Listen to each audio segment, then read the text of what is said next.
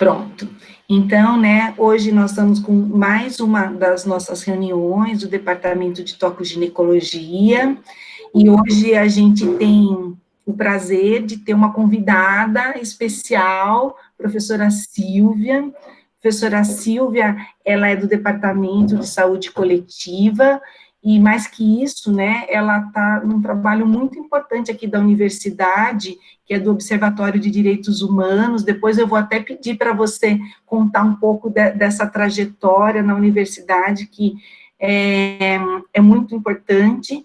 Eu sou suspeita para falar, né, porque eu sou daqui da Unicamp desde pequenininha, tenho um apreço enorme por essa universidade, meus filhos estudaram aqui, então, assim, eu tenho realmente um apreço muito grande pela Unicamp e por todas essas ações que sempre são feitas e são renovadas e sempre trazem muitas coisas boas para nós, né? Então, a professora Silvia, pessoa muito querida, hoje vai trazer uma pauta que, assim, eu acho que a gente precisa muito discutir dentro de um departamento de tocoginecologia. E essa pauta já existe, a professora Diama está aqui, ela que dá essa aula no 4º ano, a Ladiama, mas a gente precisa falar mais dessas questões das mulheres mais vulneráveis, e o que o ginecologista precisa ver, precisa entender, precisa ter a sensibilidade para tá fazendo a sua ação como médico de uma forma integral mesmo. Professora Silvia, prazer enorme tê-la aqui conosco, de coração mesmo, a palavra é sua. E só mais um aviso, a gente não vai abrir para perguntas, a gente vai anotar tudo no chat, eu vou fazer a moderação, vou estar anotando as perguntas de vocês fiquem à vontade para perguntar muita coisa, aproveitem a professora Silvia aqui, e eu estarei anotando e passo todas as questões levantadas para ela. Silvia, por favor, a palavra é sua. Fernando, um prazer, uma honra estar aqui com vocês. Eu agradeço muitíssimo o seu convite e a delicadeza, né, nessas últimas semanas, aí, nesse último mês, a gente foi conversando um pouco sobre o que seria, né, minha intervenção aqui. Então, eu agradeço muito e fico muito contente de estar hoje pela manhã aqui com vocês, nessa reunião, que é uma reunião de desde sempre, né, do departamento, de já tantas décadas, e eu fico muito honrada de poder participar de uma delas, né, mesmo que seja assim nos quadradinhos, né, que a gente estava até conversando um pouco disso. Quero saudar aqui a todos vocês, viu, aos colegas. A Diama foi a minha última parceira, né, nos centros de saúde, aí, no 4º ano. Quero mandar um grande abraço para ela, saudá-la, e também todos os outros colegas que estão aqui, né, até a Fernanda comentou, professor Oswaldo, professora Ângela, meus queridos, grande abraço. E vamos tratar um pouco, né, infelizmente, nessas épocas está um pouco difícil a questão do diálogo, né, da gente poder, estava até comentando isso, presencialmente, a gente fazer, na verdade, um seminário dialogado sobre essa questão da atenção integral a mulheres em situação de vulnerabilidade, porque vários de vocês tratam disso, né, e se envolvem com a questão.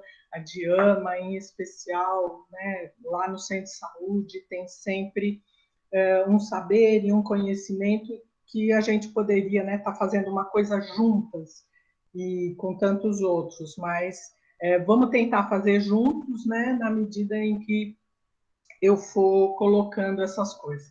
Eu acho que vocês vão se surpreender um pouco, eu fiquei muito comovida, muito assim, emocionalmente mexida de vir hoje estar aqui com vocês, por causa da importância que o departamento tem na minha formação, né?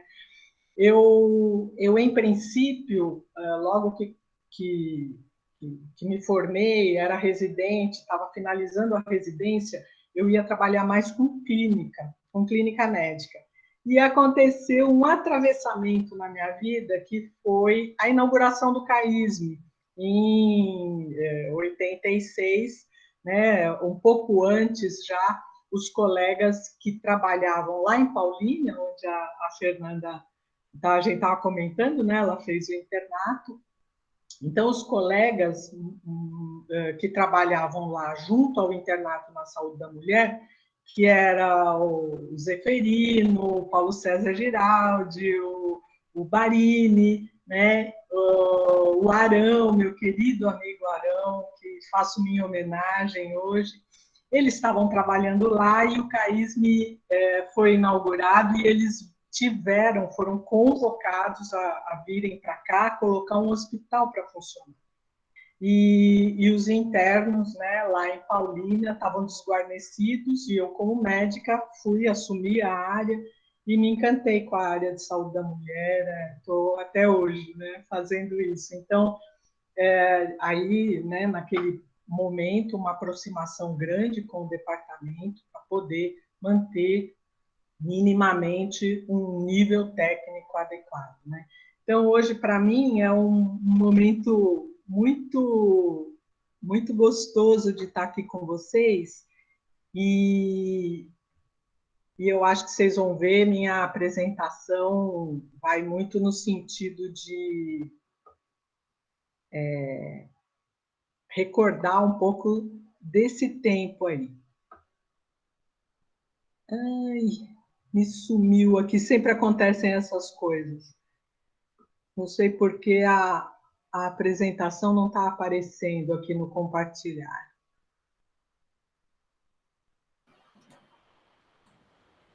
Silvia, tenta mais um pouquinho. Se tiver qualquer problema, a gente fica aqui e tenta colocar, tá bom? Professora, a senhora não minimizou ela tem que estar aberta no computador. Ah, verdade, eu minimizei, você tem razão.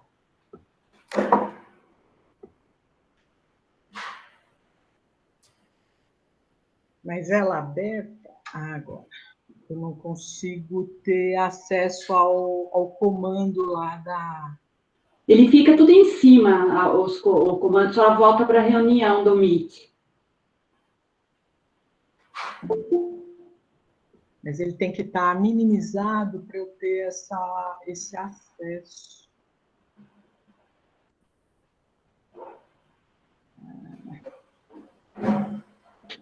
Peraí.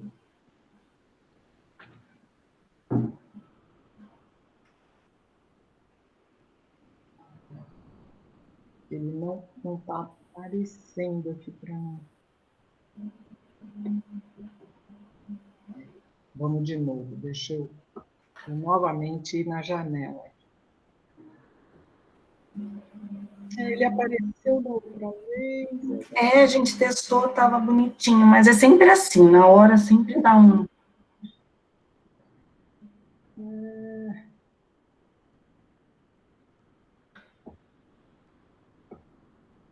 Tem que deixar aberto, daí volta para a reunião e vai no apresentar agora.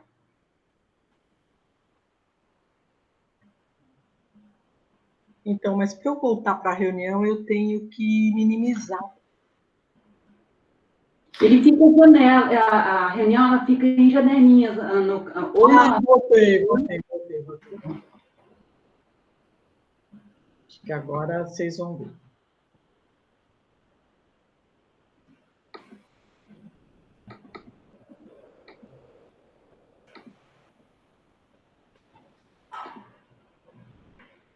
Ai, muito bom. Foi? Foi, certinho. Obrigada. Eu que agradeço. Então, vamos lá, pessoal. Eu vou pedir um favor grande para a Fernanda. Se estiver me alongando demais, ela, por favor, me interrompa, tá? Combinado. Me avisa que conversa aqui, sabe, velho, como é que é, né? Vai falando. Pessoal, eu achei interessante começar um pouco do começo, antes de entrar na questão das mulheres em situação de vulnerabilidade, porque estava dando uma olhada no departamento e ele está muito renovado, né? O que é maravilhoso. Então, acho que as pessoas, né, os professores, os profissionais que estavam no tempo em que a questão da integralidade foi formulada para o Programa de Atenção à Saúde da Mulher, muitos deles já não estão mais trabalhando, pelo menos dioturnamente, no CAISM, né? A própria constituição do CAISM, a partir dessa formulação da política de atenção integral. Então, eu faço um pequeno retorno aí, que foi muito importante na minha formação e quase que para desembocar na atenção a populações vulneráveis, né?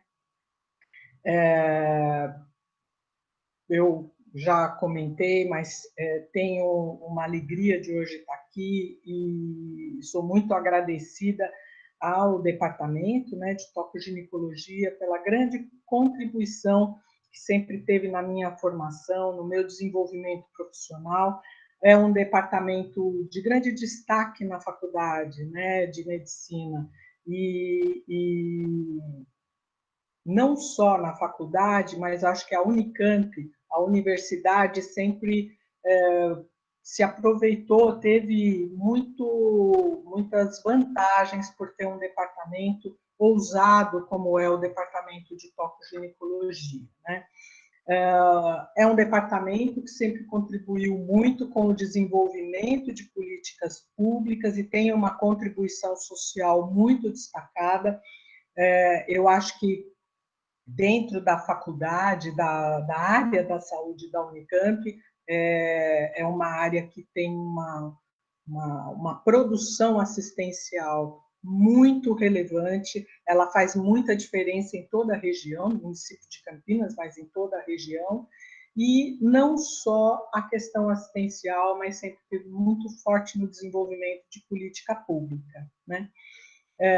Eu acho que volto um pouco na história por causa da contribuição muito relevante que o departamento teve na formulação e implantação do SUS. Claro que agora, no desenvolvimento, no fortalecimento do SUS, mas essa contribuição inicial foi muito importante, muito relevante, e no nascedouro do SUS, e eu conto um pouco para vocês por quê.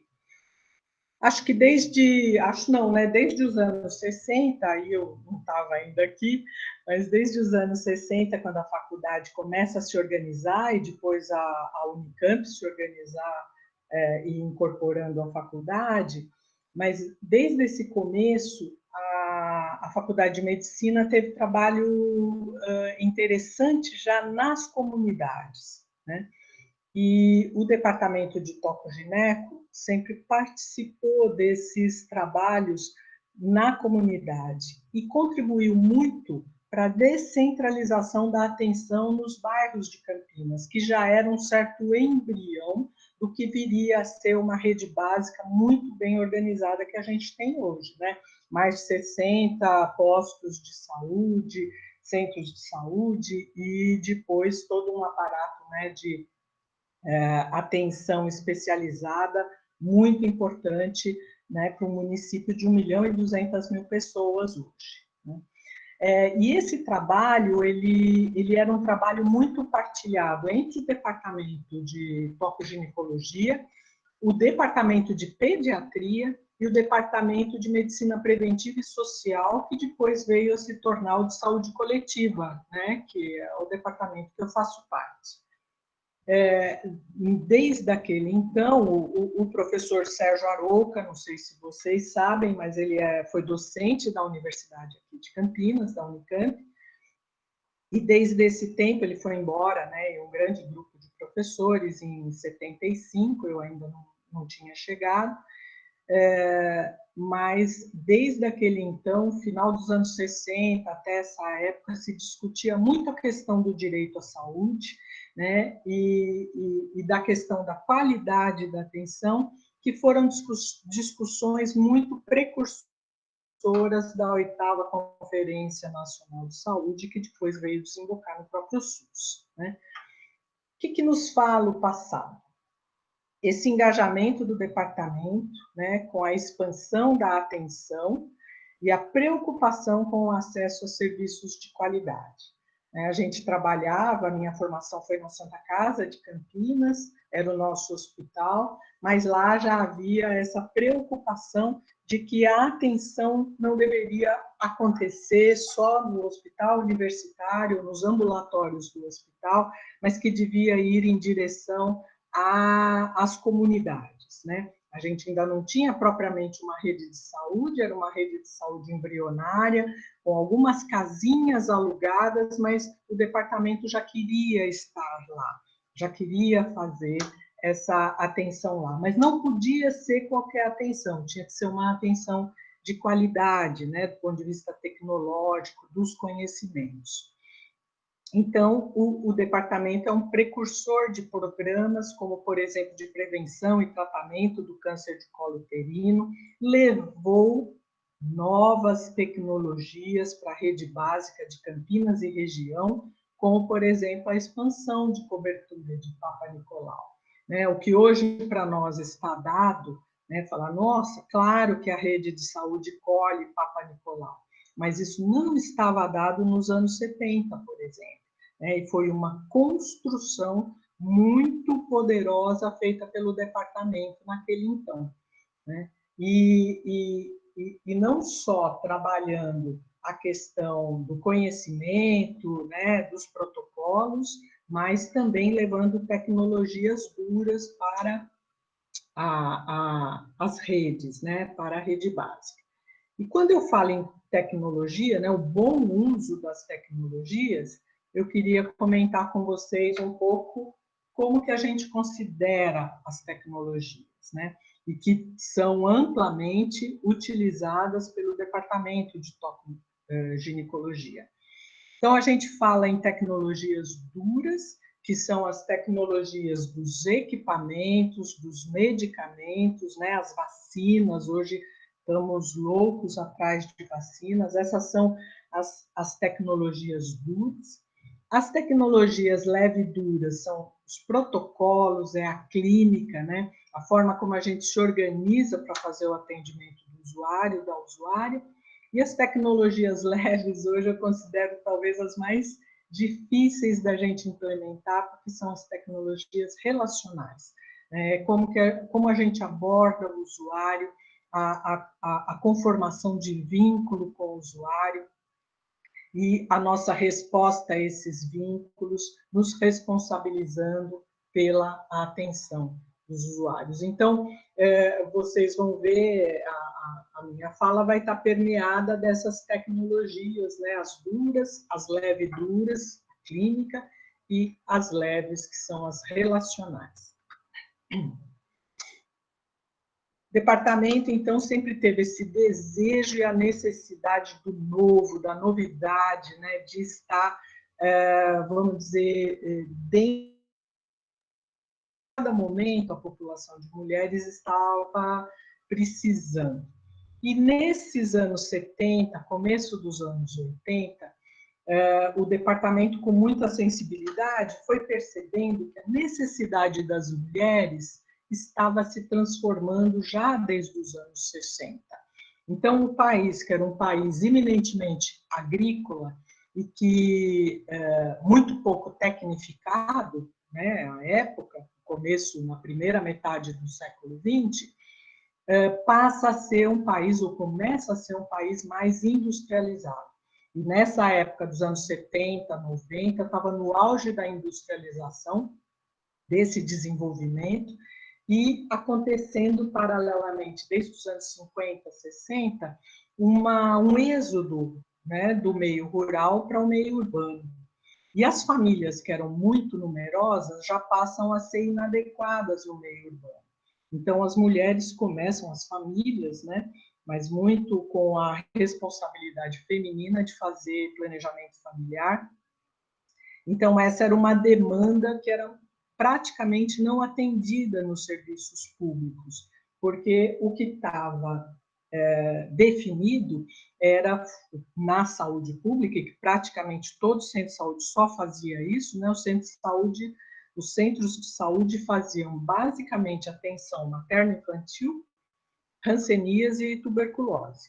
Então, a mulher ela era considerada no serviço público de saúde basicamente nesse período gravídico puerperal.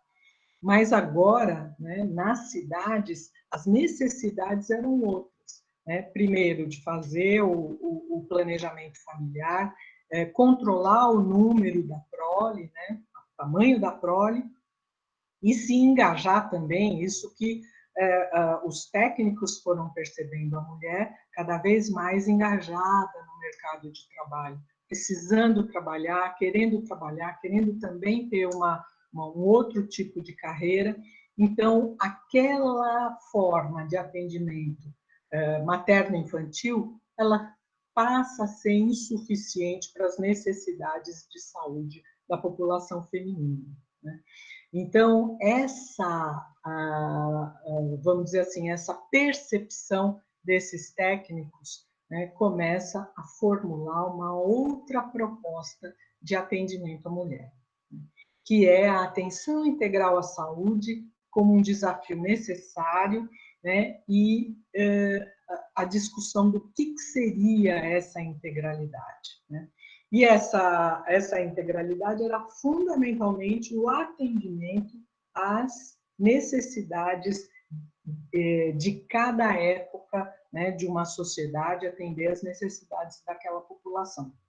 No nosso caso, atender às necessidades da população feminina.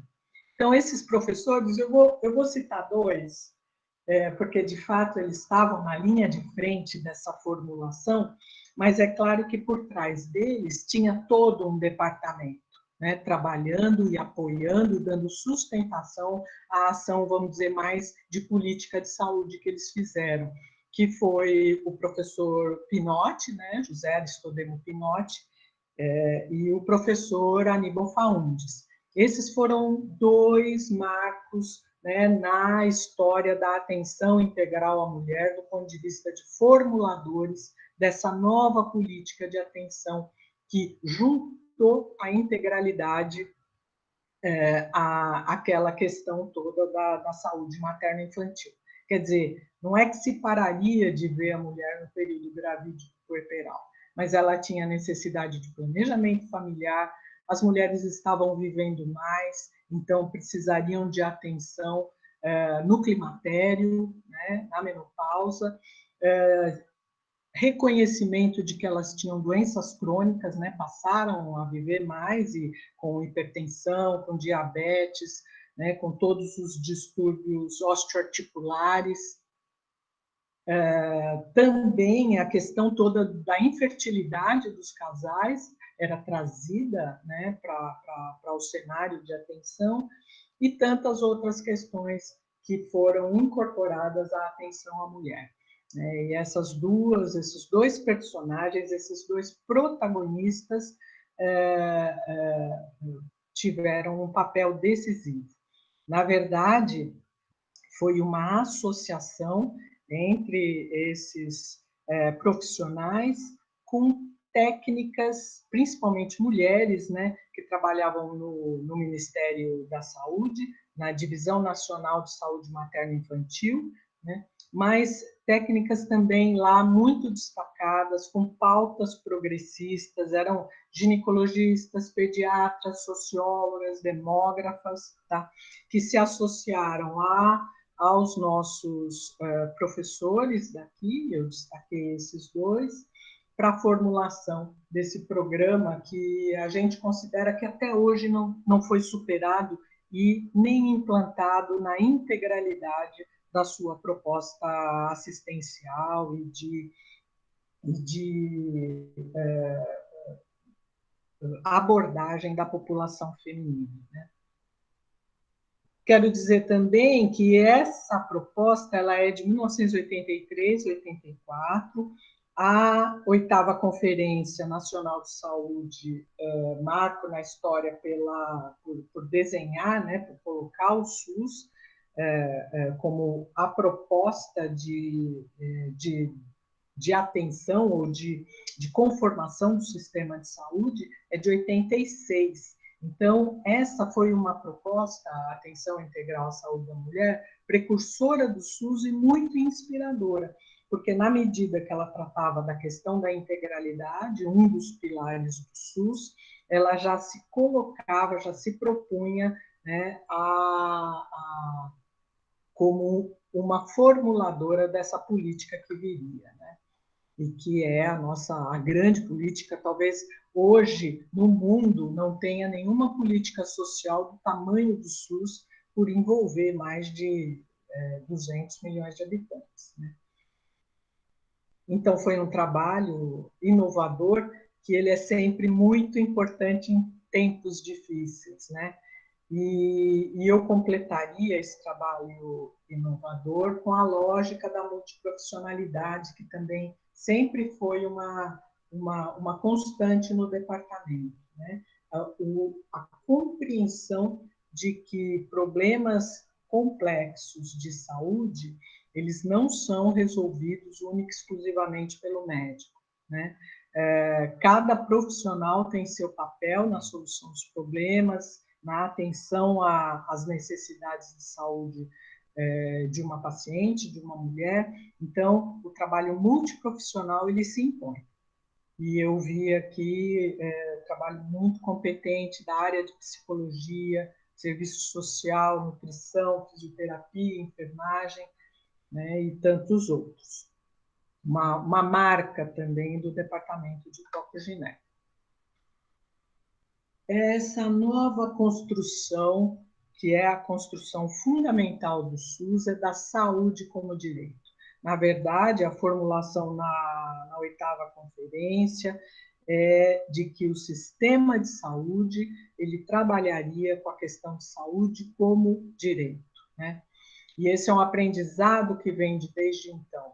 O acesso à atenção à saúde de qualidade técnica, acolhimento, responsabilização, é aquele capaz de desenvolver cidadania quando a gente compreende saúde como direito. E é muito interessante essa ferramenta que vocês desenvolvem, né, da saúde de qualidade. Qualquer pessoa que recebe um atendimento de grande qualidade, essa é uma marca que fica inesquecível. E a pessoa, quando percebe que ela teve direito àquele tipo de atendimento, ela vai perseguir isso. Ele será sempre um cidadão que vai perseguir essa qualidade de atendimento. Ele pode até não encontrar, mas ele sabe que daquilo ele tem direito, né? Então, é quase que uma ferramenta para desenvolvimento de cidadania.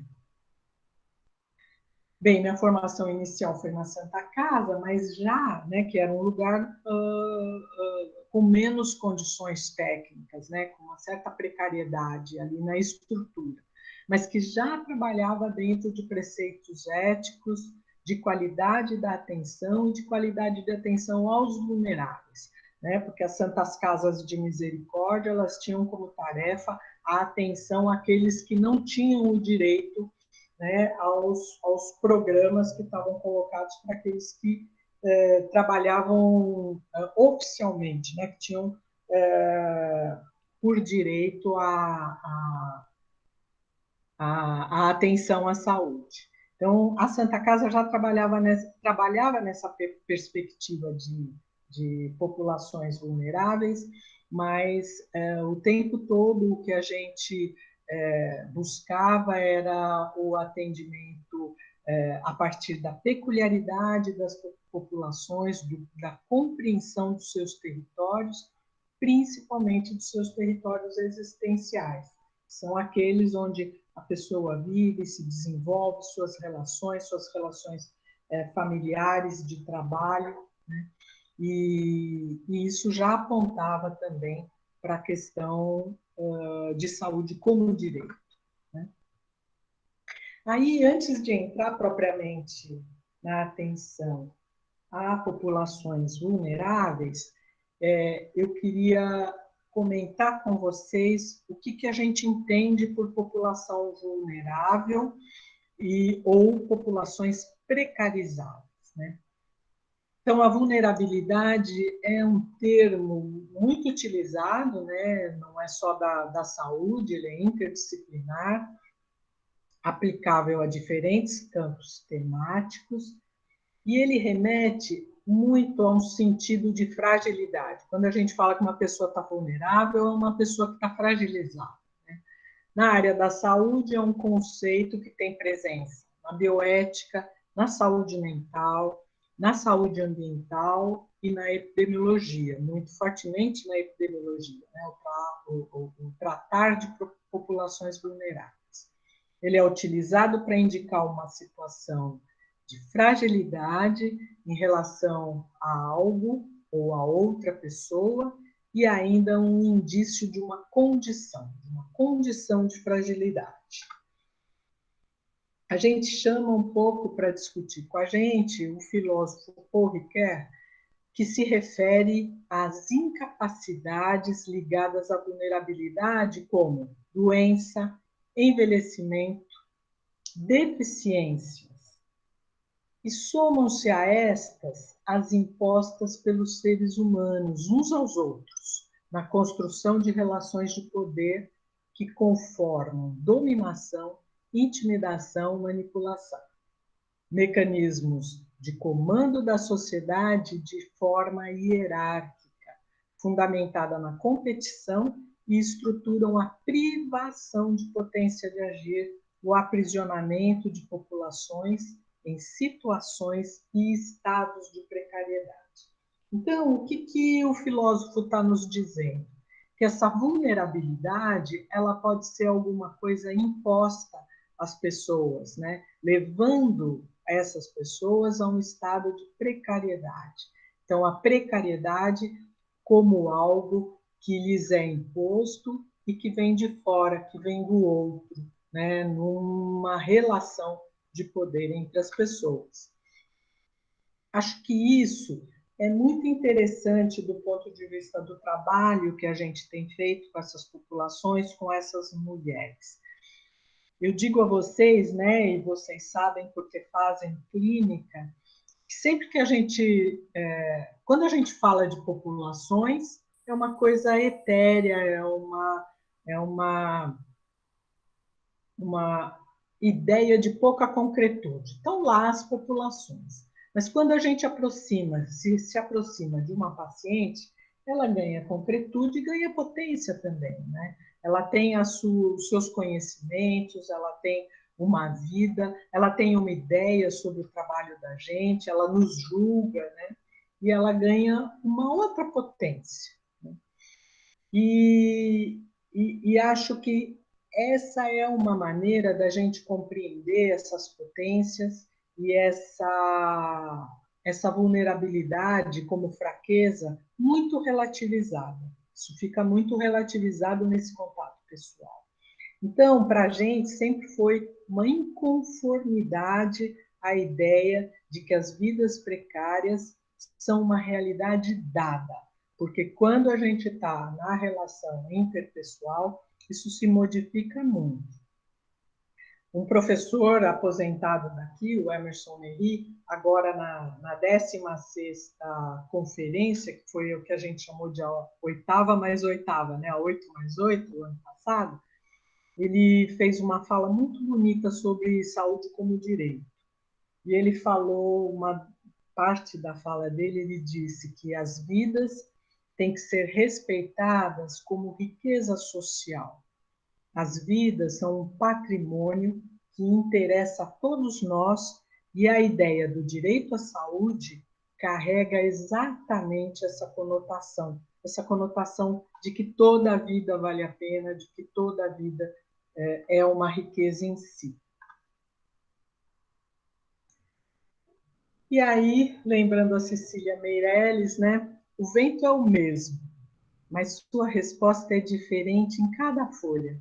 Somente a árvore seca fica imóvel entre borboletas e pássaros. E o que eu quero dizer com isso, né?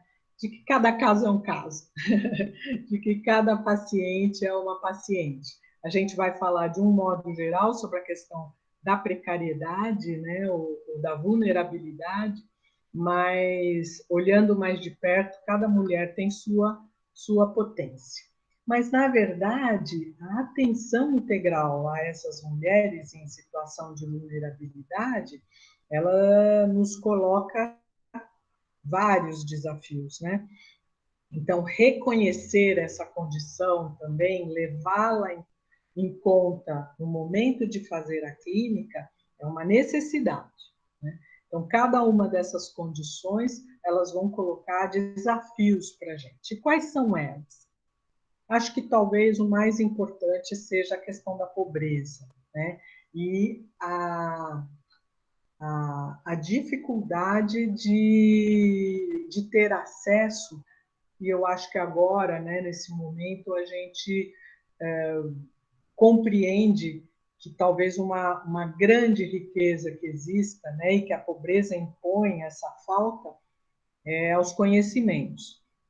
Então, a pobreza como talvez um grande desafio para a vida, né, das pessoas. Também o preconceito de raça, cor, também a questão da sexualidade, né? Então, mulheres que às vezes são profissionais do sexo, ou que têm uma sexualidade fora do padrão, isso também coloca um desafio no cuidado a elas. Local de moradia, né? Ocupação, estava falando, né, da questão das profissionais do sexo, e o que tem nos aparecido com tanta frequência, que é o uso de substância psicoativa, entre outros. Eu começo falando um pouco da questão da vulnerabilidade social e o pré-natal. Desde 2006, a gente atende a população da penitenciária feminina de Campinas, né? E essa foi uma questão que nos apareceu e que não pudemos fugir desse atendimento, né? O quarto ano, até uns 4 anos atrás, agora 5, ele era um dos grupos que agora, até esse grupo do São Marcos, né? Passou pelo São Martim, agora está no São Marcos, que a Diama partilha. Ele era no Faria Lima, né? No Centro de Saúde do Faria Lima, que é ali ao lado do Marigate. E em 2006 eu estava começando lá e a diretora veio para a gente e me perguntou, falou, professora, vocês poderiam atender as mulheres da penitenciária feminina? Claro, né? Pode trazer. Mas achei estranho, ela estava um pouco constrangida e eu perguntei a ela, por que você está nos pedindo isso? Porque ela também tinha ficado muito aliviada da gente aceitar. Ela falou assim, a senhora nem imagina, já faz meses que eu tento que os profissionais daqui atendam e eles se recusam a atender essas mulheres. E desde então a gente atende, né, com os alunos, começamos com o 4º ano, agora a gente está com o 5º ano fazendo esse atendimento. E, primeiro, nunca tivemos uma única intercorrência, e do ponto de vista clínico, ético, epidemiológico, ele é da maior importância. Os casos são sempre muito floridos e os alunos gostam muito. E em 2006, a maior frequência é que as mulheres vinham ao centro de saúde. Mas agora no 5º, algumas vezes a gente ia lá, mas não era frequente. Mas agora no 5º ano o atendimento é na penitenciária e ele é um exercício de todo tipo para o aluno, né? Essa adaptação àquele setting de atendimento, de se fazer clínica, mas é muito bonito até a gente perceber como, a partir do encontro entre uma paciente e um profissional, mesmo que ainda em formação, o setting da clínica se estabelece e eles conseguem, né, abstrair do local onde eles estão, e dentro daquele consultório eles conseguem fazer atendimentos de altíssima qualidade, né? Tem sido um prazer, uma alegria poder acompanhar os alunos nesse momento. E eu vou falar um pouco, né, de como que é esse pré-natal nessa situação, ou mulheres em situação de rua, porque a maior parte das mulheres, quando são encarceradas, né, na penitenciária feminina, elas vêm de estarem em uma situação de rua. Tá? E a gente encara o pré-natal como um instrumento de vigilância em saúde. Essa é uma questão que para nós é muito interessante, como que o pré-natal se constituiu de forma tão competente, né, com todos os seus protocolos, num instrumento de vigilância poderoso e que dá muita segurança para a gente no acompanhamento da mulher nessa fase, né? E, conforme eu já tinha comentado sobre as tecnologias, ele é um instrumento de altíssima tecnologia, enquanto protocolo, que é uma tecnologia leve e dura, auxiliado pelas tecnologias duras, né, que são os exames, os medicamentos, e fortemente pelas tecnologias relacionais no entendimento do momento da gravidez para a mulher e para o seu parceiro quando ele estiver presente ou quando ele existir, né, quando ele estiver nesse cenário. Muito frequentemente em situação de rua ou na penitenciária feminina, a gente faz o pré-natal de mulheres negras com história de carências sociais muito profundas, econômicas e também carências emocionais. Quer dizer, a maioria dessas mulheres era usuária de substância, né, psicoativa, e nesse processo de encarceramento desencadeiam a síndrome de abstinência. Infelizmente, muito raramente a gente consegue conduzir o pré-natal nesse momento, porque as mulheres vêm já numa fase, elas, quando são encarceradas em geral, passam por algum distrito, ficam alguns dias lá, e depois que elas vêm para a penitenciária feminina.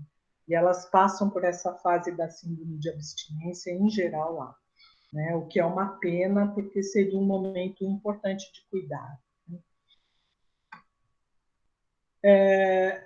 Fundamentalmente, a gente começa o nosso atendimento levando em consideração esses aspectos psicoafetivos de cada uma delas, né? Desde a primeira consulta, a necessidade de conhecer essa mulher, suas percepções sobre a gravidez e construir com ela o momento do parto, né? E principalmente o momento do encontro com seu bebê. Essa é uma questão que a gente percebe muito ao longo do pré-natal, a gente consegue construir um vínculo. É interessante, com o profissional de saúde, a gente discute muito isso com os alunos. O profissional de saúde ele pode ser um catalisador desse vínculo da mulher com o seu bebê, né? Na medida em que essa criança vai crescendo, esse bebê vai se desenvolvendo e começa movimento e ausculta, né, da frequência cardíaca fetal, né, toda a posição do bebê dentro do ventre e tal. Essas são questões que a gente vai percebendo, e o interessante, o bebê também vai se relacionando cada vez mais fortemente com a gente, né? E através desse agrado que isso significa para o profissional de saúde, a mulher vai criando um vínculo também que começa tênue e vai ganhando densidade ao longo da gravidez até o momento do parto. Eu digo a vocês que quando a gente começou a trabalhar na penitenciária, tinha uma frequência grande de mulheres que doavam o bebê, né? Hoje isso é muito menor, é raro até acontecer, e eu acho que esse vínculo vai se formando a partir do profissional de saúde como um catalisador. A gente foi pegando um pouco o jeito, né? E mesmo que elas, às vezes, não possam ficar com o bebê, mas elas gostam do bebê ao longo da gravidez. E isso faz, né, a gente tem visto trabalhos, na literatura mostra o quanto que isso faz diferença para a pessoa ao longo da vida, né? Tanto para a mãe quanto para a criança. E uma questão que vai nos permear e que o pré-natal nos permite observar são essas mudanças fisiológicas na gravidez, e elas é que vão nos alertar sobre as patologias que podem acontecer, né?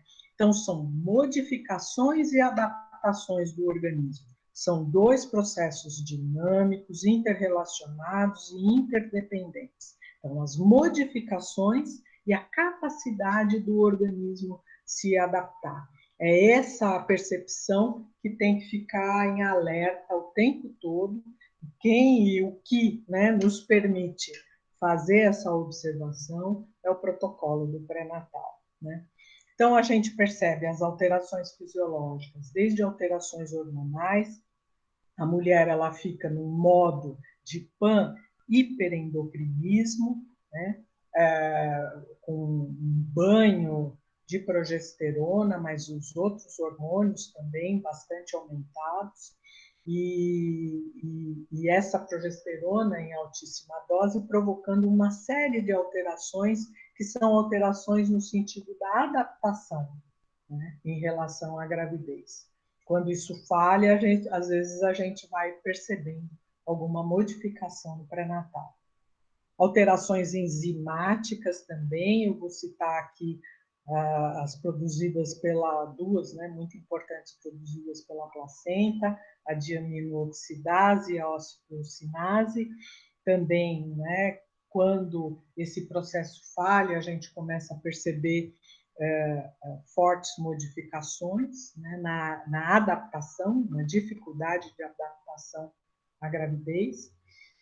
Eu vou lembrar aqui também, né, sobre o sistema imunológico, que talvez ele seja um dos que mais é exigido a adaptação, né, a acomodação dessa nova vida, que quanto mais vai crescendo, mais se desenvolve, mais ela se destaca da imunobiologia materna, determinando respostas que podem ser respostas não tão potentes a agentes patógenos. Por exemplo, nesse momento que a gente está vivendo agora, essa é uma preocupação em relação à Covid, né? Uma resposta mais inibida, né? Uma resposta não tão potente ao SARS-CoV-2. Também o aumento do volume uterino, né?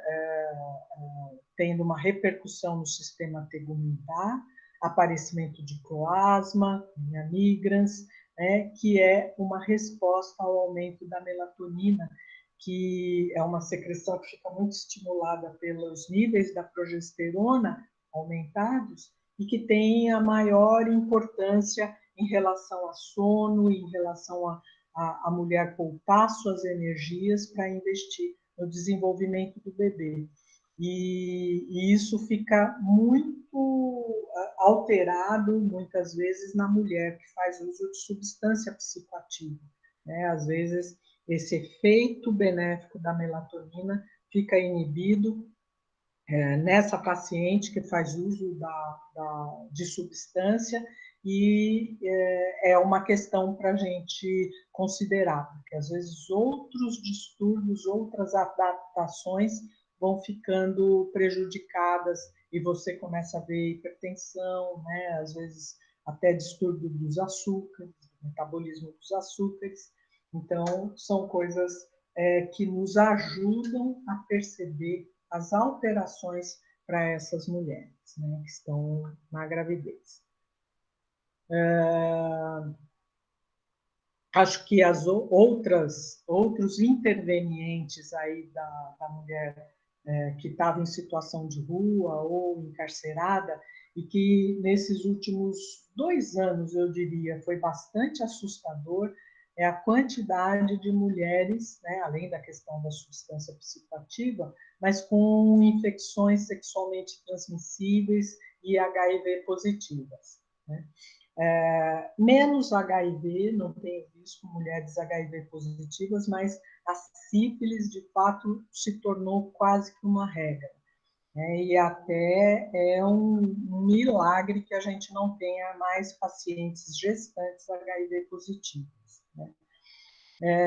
Quando a gente tem, nós temos muitas pacientes, tem em torno de 20 nesse momento, pacientes HIV positivas, algumas com doença, com AIDS, mas que não estão grávidas, né?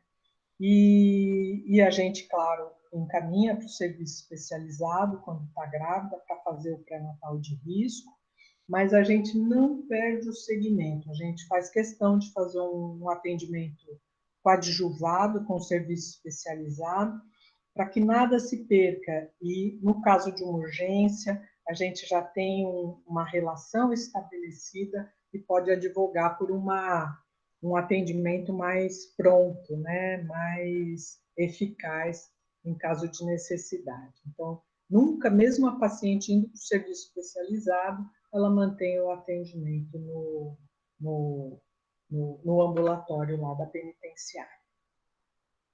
Outra questão importante, né, vocês podem imaginar, são as carências nutricionais, é uma outra coisa que a gente fica muito atenta, e a suplementação de ferro, de ácido fólico, logo no primeiro momento, é muito importante, né? E, às vezes, essas carências nutricionais, elas também vão aparecer na dificuldade de adaptação do corpo à condição a condição que a gravidez impõe. E, ultimamente, essa questão da Covid, né? Felizmente, a gente não tem Covid na penitenciária feminina de Campinas, mas a gente tem estudado bastante para ver, né, na ocorrência de algum caso, o que esperar. Eu estava vendo, esse foi um dos trabalhos do Royal College, lá do Reino Unido, foi uma das pesquisas mais extensas que eu vi nesses últimos tempos, né? Foram 427 mulheres com Covid-19, diagnosticadas com Covid, gestantes, e foi um estudo de 1º de março a 14 de abril agora, que eles observaram essas 427 gestantes, e eles apontaram lá, o que eles observaram, fatores de risco para internação hospitalar, né, de gestante. Não que essa seja a mesma condição do que apareceria aqui, mas acho que vale como um alerta para a gente, né, quais foram esses fatores de risco para internação hospitalar de gestante com Covid, né? Uma delas foi a mulher estar no terceiro trimestre. Terceiro trimestre, a necessidade de hospitalização, então, a ocorrência da doença mais grave, né, fica favorecida no terceiro trimestre. Lembra que a gente estava comentando, né, que o desafio para a adaptação imunológica ele é crescente do primeiro para o terceiro trimestre, porque o bebê vai se diferenciando da mãe. Então, as exigências para diminuir a resposta imunológica, ela vai crescendo. E aí a mulher vai se fragilizando mais do ponto de vista da sua capacidade de resposta, né? Então, o terceiro trimestre era mesmo de se esperar. Antes disso, antes do terceiro, eles observaram que a resposta imunológica não é diferente na população em geral, do que a população em geral. E as outras condições que eles perceberam que desfavorecem a mulher, né, e que acaba acontecendo um número maior de hospitalizações. Ser negra ou de minorias raciais, que aí se impõe a questão socioeconômica, ter mais de 35 anos, ter alguma comorbidade, o que era um pouco de se esperar, ter sobrepeso ou obesidade. Tem um trabalho aqui nosso, na Unicamp, do pessoal da biologia, que mostra que a obesidade, o sobrepeso, quer dizer, ter uma quantidade maior de gordura corporal, né? Os adipócitos, eles são um lugar de preferência do SARS-CoV-2 de se abrigar. Então, a pessoa obesa ou de sobrepeso, ela costuma fazer viremias mais maiores, né? Em maior quantidade, mais exuberantes. Então, isso mostra aqui no trabalho também, vem corroborar esse trabalho lá do Royal College sobre sobrepeso, obesidade na gravidez como fator de risco para COVID.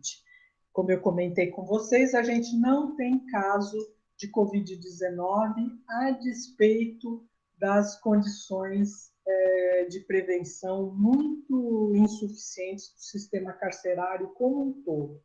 Mas a gente, que lá em 2006 tinha 1.300 mulheres para 550 vagas na penitenciária, então uma superpopulação, hoje nós estamos com 450 mulheres para 550 vagas. Isso permitiu a gente fazer um planejamento na penitenciária e deixamos uma das alas para gestantes, mulheres com alguma comorbidade ou com também, né, problemas de resposta imunológica. Isso permitiu a gente cuidar mais dessa ala, deixá-las mais isoladas, com banho de sol em momentos específicos, né, e essa penitenciária mais esvaziada também permitiu a gente separar celas específicas para mulheres que vêm de fora, né, que são encarceradas e vêm né, do ambiente externo para fazerem quarentena. Isso tem dado muito certo e a gente não teve, é uma das poucas, só essa penitenciária e a penitenciária feminina de Mogi Guaçu não tiveram casos de Covid entre a população carcerária, né? Então, está dando muito certo, apesar do que a gente não tem tido medidas do governo do Estado, né, no sentido de ajudar essa prevenção. Muito rapidamente, porque eu acho que já excedi um pouco aqui o tempo, quero lembrar também, né, a questão do câncer de mama, outras patologias, como hipertensão, diabetes. No câncer de mama, a gente está fazendo um trabalho com mulheres de Campinas e região sobre câncer de mama, e apesar das mulheres negras não serem a maioria, né, das que têm câncer de mama, são em geral 10, 15% das mulheres que têm câncer de mama, que incide muito mais na população feminina branca, mas os casos são mais graves e a mortalidade é maior. Isso que a gente tem percebido no trabalho. Isso provavelmente, claro, né, precisaria, e é uma perspectiva da gente, até tem convidado o professor Cabelo para fazer essa avaliação genética das mulheres negras, mas, em princípio, a nossa hipótese é de que seja por dificuldade de acesso a serviços de saúde, né, por essa vulnerabilidade social que a raça, a cor, impõe às mulheres negras.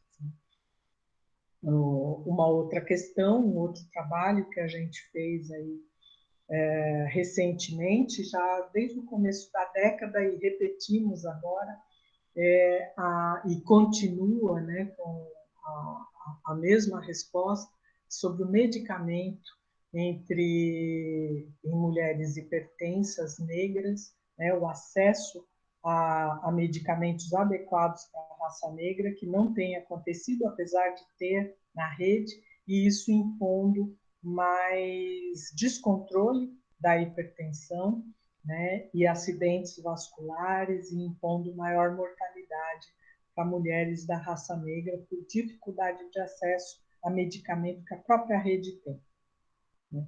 Então, são essas as populações, vamos dizer assim, vulneráveis e como que a gente precisa. Esse foi o ensinamento que o departamento muito ajudou a conformar, né, nos seus alunos uma pessoa como eu, por exemplo, que tive essa oportunidade de ter contato com vocês, né? Que a questão técnica, os conhecimentos, eles são absolutamente estratégicos para a gente ter uma resposta melhor para essas iniquidades que a gente vê na saúde, né? Na atenção à saúde a essas populações precarizadas, né? A precariedade que vem de fora e impõe a elas uma vulnerabilidade em relação às doenças.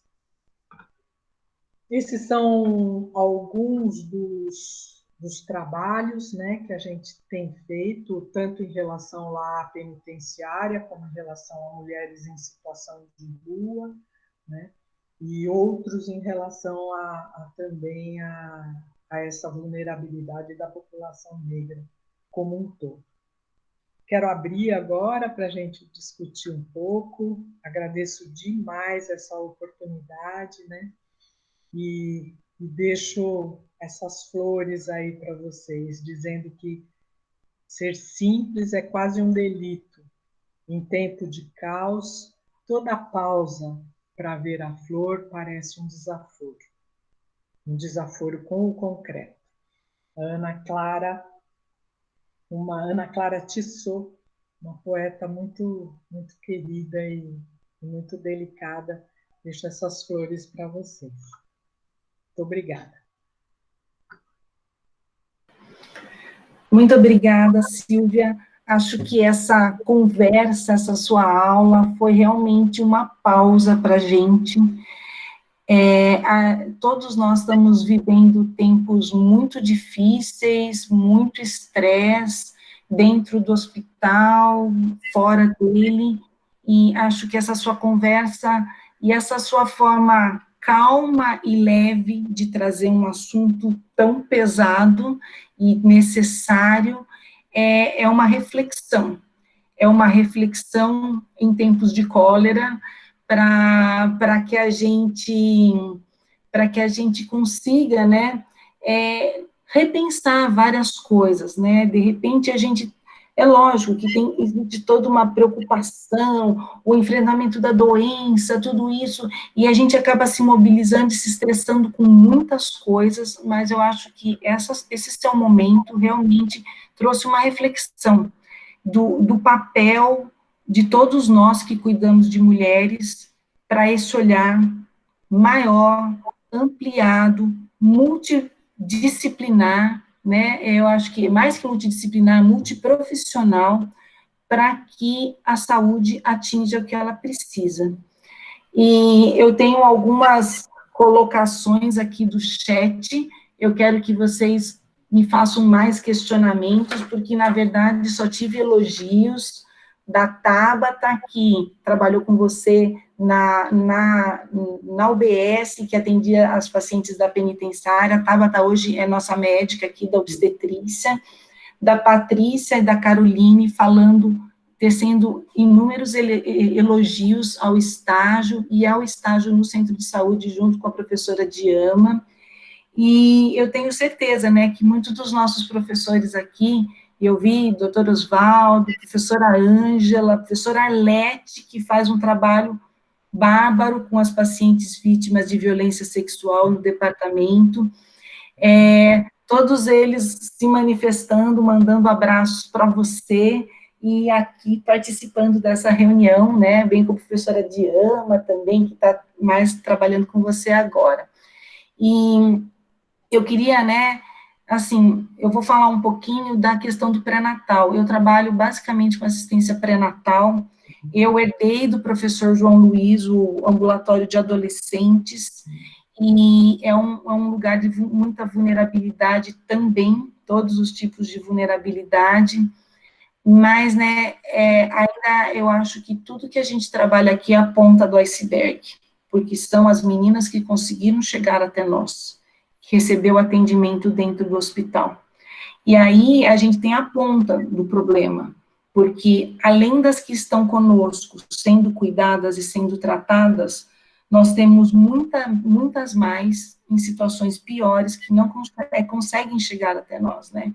E a importância desse trabalho ser descentralizado, né? Esse trabalho, seja com UBSs, com populações na rua, e então, assim, e eu vejo essa questão mesmo da multidisciplinaridade, desse atendimento mais global, para que a gente consiga fazer a promoção de saúde da forma que deve ser feita, seja na obstetrícia, seja na oncologia, seja com as mulheres mais velhas, que vão ter as comorbidades, né? E eu não tenho muitas perguntas aqui, eu queria que você falasse mais um pouco. Eu vou te fazer uma pergunta. Nossa, eu fiquei, assim, espantada e feliz de saber que vocês não têm um caso positivo dentro da penitenciária feminina. Eu acho que, por mais que você fale que as medidas são precárias, eu acho que vocês fizeram um trabalho grande lá dentro, você já citou um pouco, para que isso não acontecesse.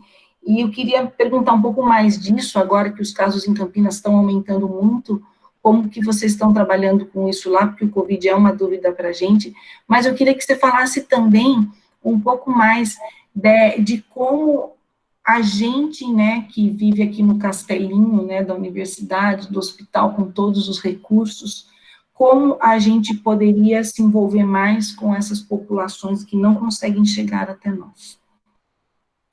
Se alguém tiver mais alguma questão, aqui, ó, tem uma pergunta também, da Alessandra, que acho que, na verdade, é o doutor João que está com a coisa da Alessandra, se houve testagem na penitenciária. Boa. Legal. Olha, são duas questões, eu vou tratar primeiro da questão lá na penitenciária, como a gente está se organizando, mas essa questão que a Fernanda faz é muito importante, né? Como que talvez aqui a nossa estrutura dentro da universidade pode ajudar mais. Em relação à Covid, né, nas penitenciárias, a gente entende a doença como com o risco de transmissão fundamentalmente por causa de aglomeração e por causa de trânsito. A doença, ela vem a partir de quem está fora transitando e que chega com o vírus. Foi assim que se introduziu em todo lugar, né? No Brasil não foi diferente lá A gente estima que tenha vindo até muito antes, em janeiro, já tem caso que provavelmente foi de Covid, mas, vamos dizer, o Marco Zero, aquele senhor que trabalhava lá, foi na Europa e trouxe. Então, o trânsito e aí a aglomeração. A aglomeração, ela é própria da penitenciária, né? Então, a chance disso se configurar como uma situação explosiva, ela é enorme. Então, o que a gente fez, e o que estava muito mais na nossa possibilidade, foi o de controlar o trânsito, né? E a gente não tem tido muita colaboração do sistema judiciário, porque continuam chegando muitas mulheres, até foi impressionante, nesses últimos 2 meses, 3 meses, a gente que tinha conseguido, né, esvaziar a penitenciária das gestantes, ficaram 1 ou 2, que aí, né, por questões jurídicas não puderam ir embora, continuam chegando. Então, a gente teve a entrada de mais 6, 7 gestantes, 8 gestantes ao longo, o que, para nós, né, e assim, bom, mas não vamos discutir, o judiciário tem lá as suas razões, mas isso foi muito ruim.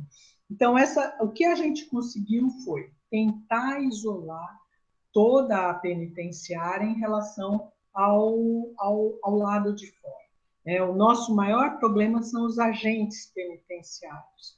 Então, eles é que trazem a Covid, né? Nós tivemos 2 casos entre agentes penitenciários, né?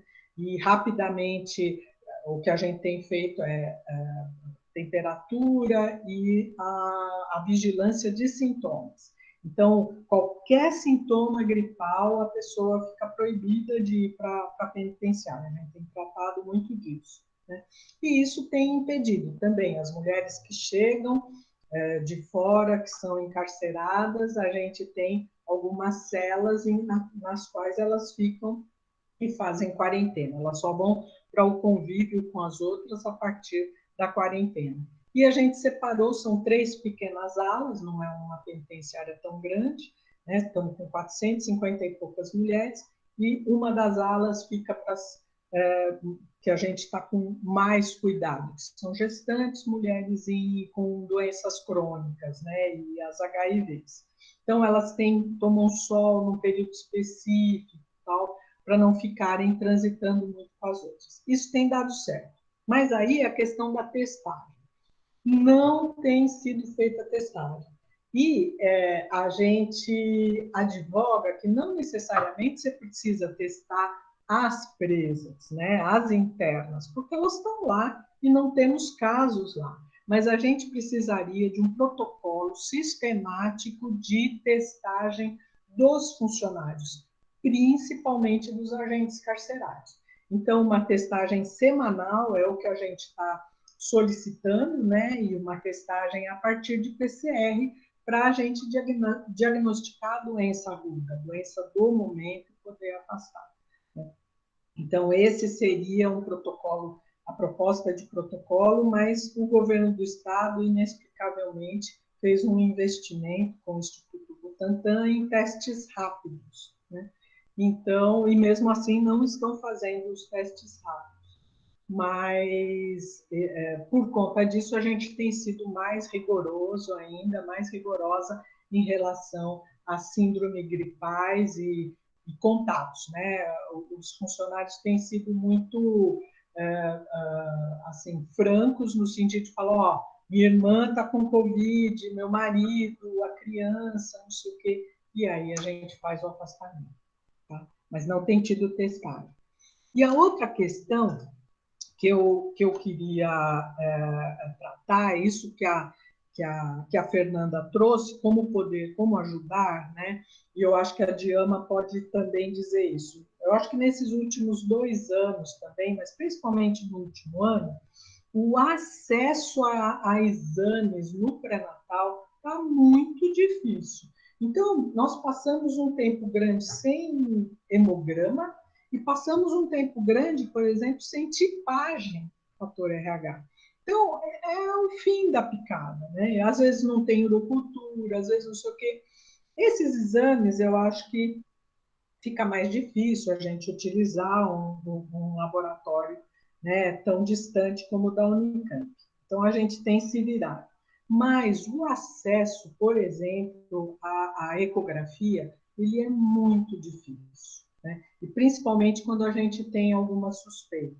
Então, acho que talvez um acesso a algumas tecnologias, que são tecnologias um pouco que a prefeitura ou não tem, ou que não está nos dando acesso, seria muito interessante. A gente poder partilhar, Fernanda, protocolos da Unicamp, do que você faz dentro da universidade, no CAISM, fazer a mesma coisa na penitenciária. Por quê?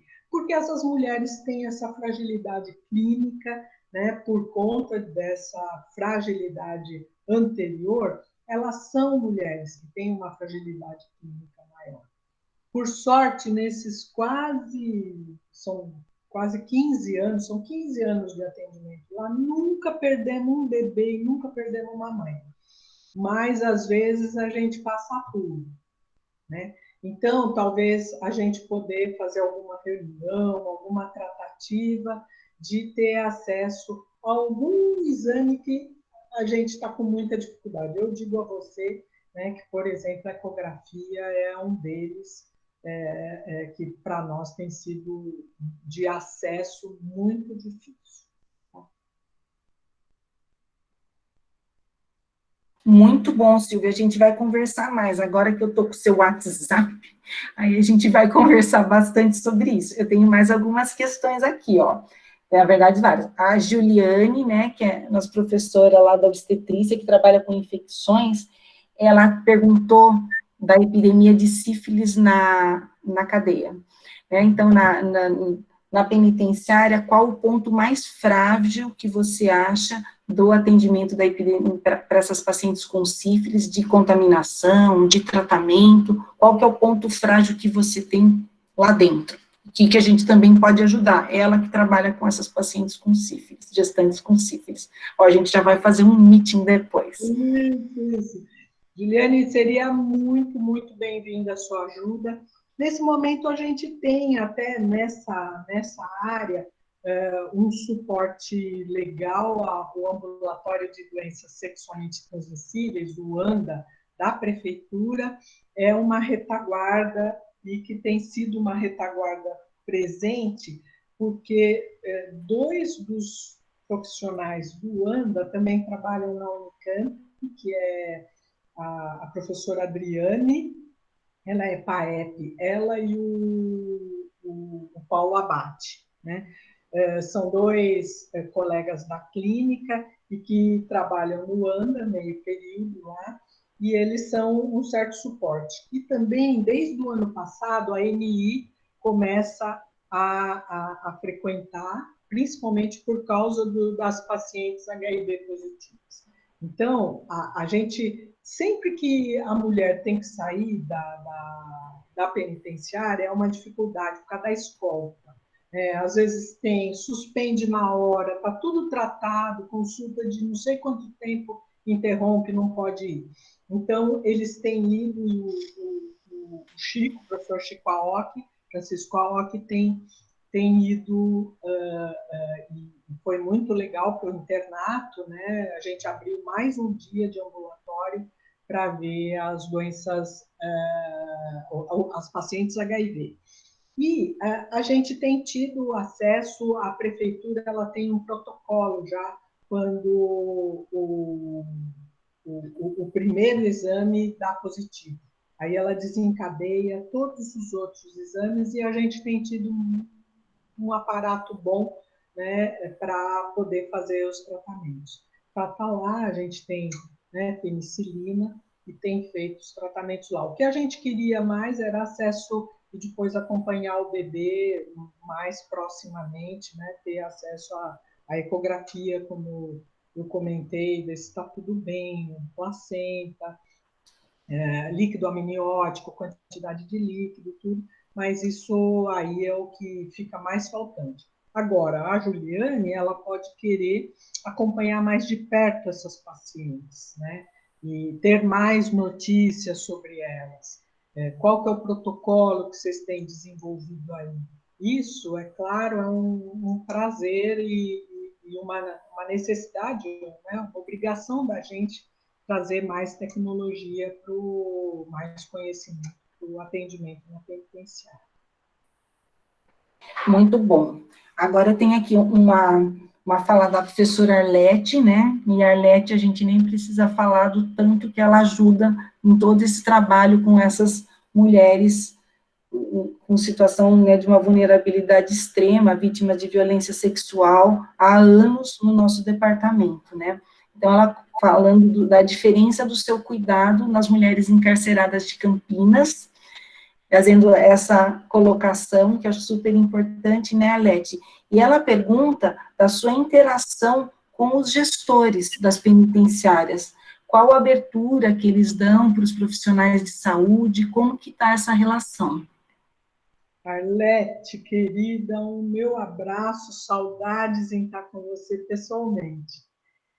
Mas você faz uma questão que, desde segunda-feira, me tirou o sono.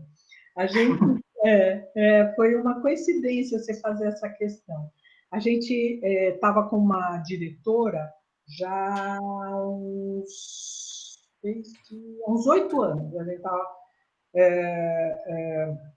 com a doutora Roseni, uma mulher muito sensível, e ela nos ajudou muito a fazer as modificações no interior, nas galerias, tudo, de forma a gente ter um ambiente saneado, né?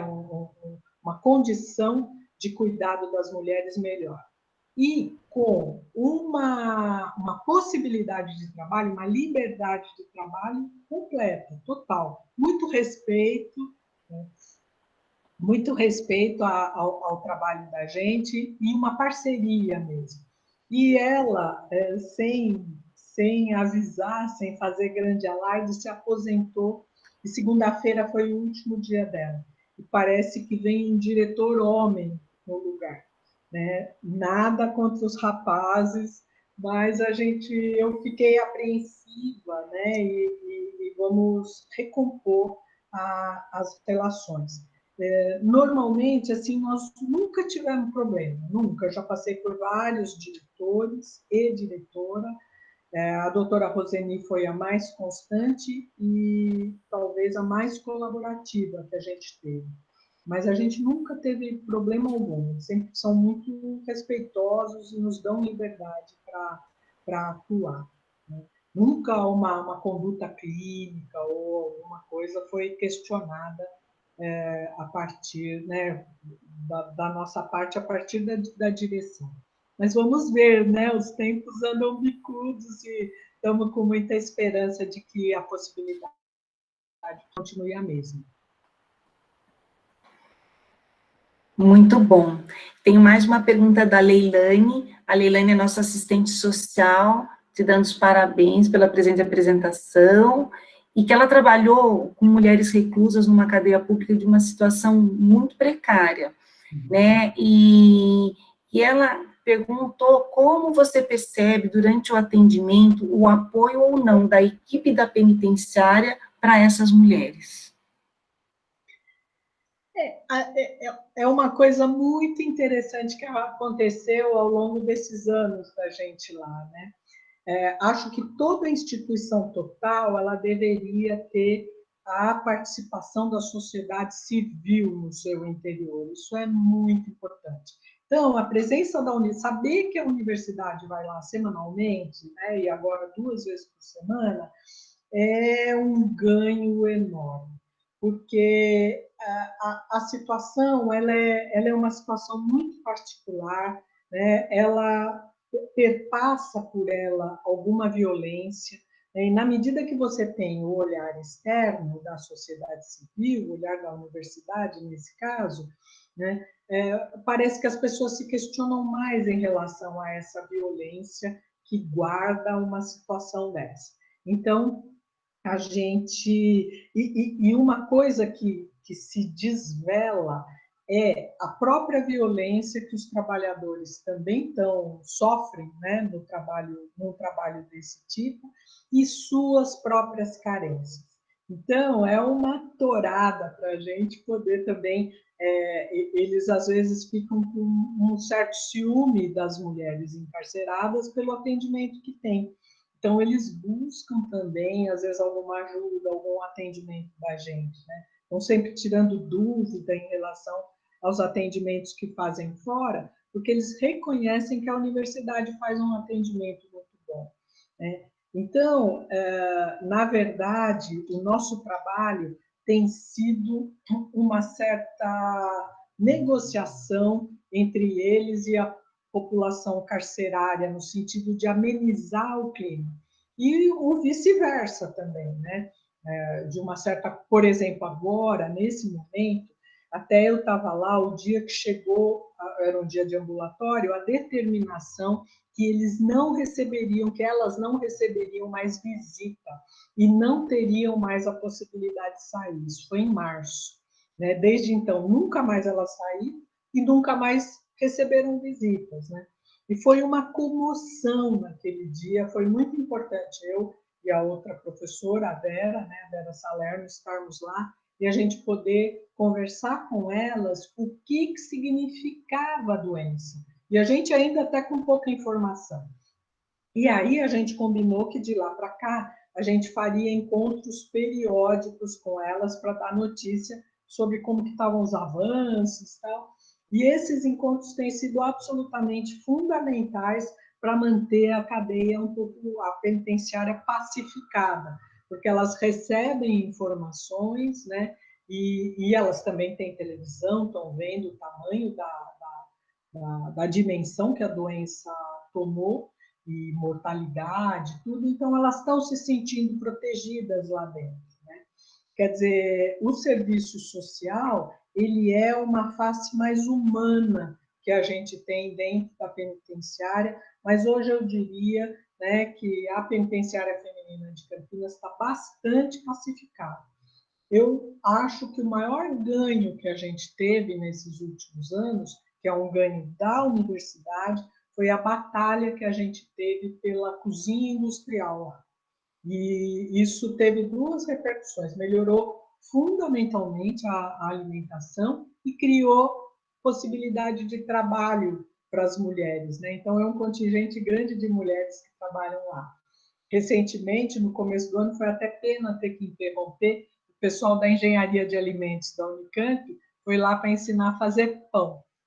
Isso foi muito legal. E eu ensinar outras receitas e tal, mas agora o próprio pão também é feito lá. Isso melhorou a nutrição, a gente está controlando a obesidade lá a partir dessa cozinha, e foi um fator de grande humanização, né, também a questão da alimentação dentro da penitenciária. Então, são olhares externos, eu diria, que eles são absolutamente fundamentais para uma situação desse tipo. Nossa, Silvia, muito bom essa conversa. Vou ler uma fala da Sophie, dando os parabéns para você pelo excelente tema abordado com muita gentileza e respeito. E eu acho que ela resumiu muito bem, né, a importância da gentileza e o respeito nas relações humanas, sejam quais forem, né, mas principalmente nesses lugares mais inóspitos, né, e a diferença que isso pode fazer, essa sua fala contando dos profissionais de lá da penitenciária, até com um pouco de ciúme do atendimento médico delas, mas de repente criando um vínculo melhor entre os profissionais da saúde, os profissionais da penitenciária, e tudo isso sendo um ganho para todos lá dentro, né? Então, aí a gente vê como realmente é isso que pode fazer a diferença dentro de lugares espinhosos, sejam penitenciárias, hospitais, universidades, sejam quais forem esses locais, né?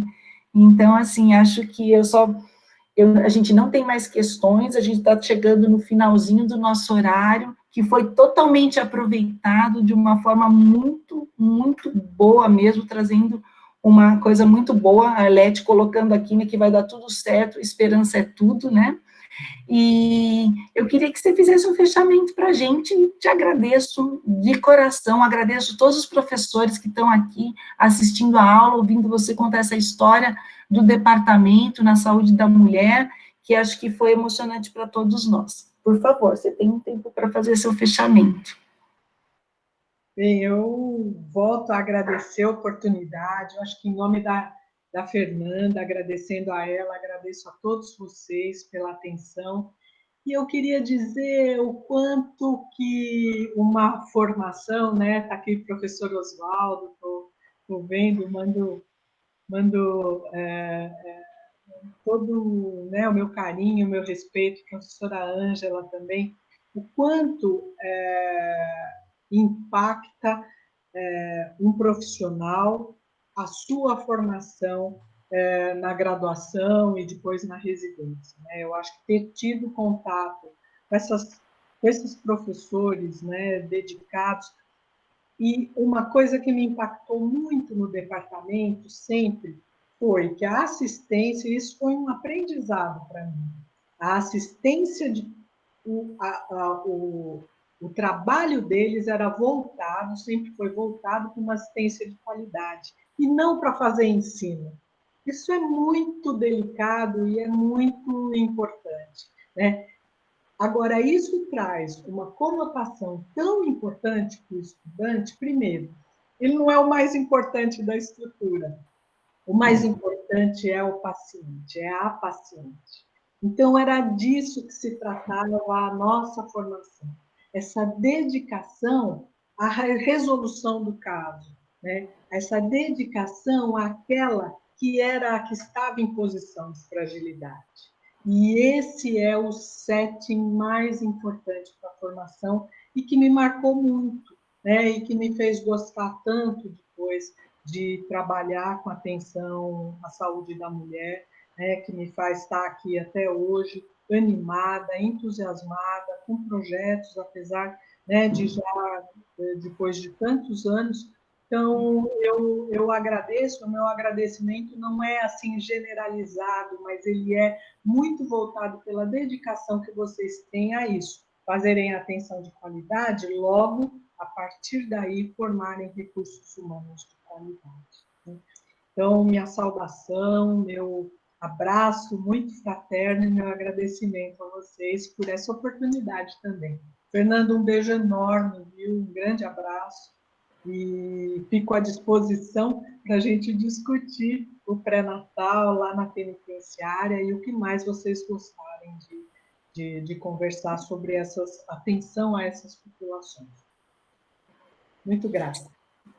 Muito obrigada. Eu aproveito o fim da nossa apresentação. Silvia, de coração, acho que está todo mundo aqui querendo te dar um abraço. E eu aproveito aqui para a gente já chamar para a nossa próxima reunião, que vai ser uma reunião mais específica do Covid, que a nossa querida professora Raquel também, né, nossa professora de MI, que vai, mais uma vez, ensinar a gente coisas de MI, certo? Então, Silvia, um abraço enorme e obrigado mesmo por sua participação. A gente vai se falando, tá bom? Beijo. Tchau, tchau. Muito obrigada a todos pela participação. Obrigada a todos.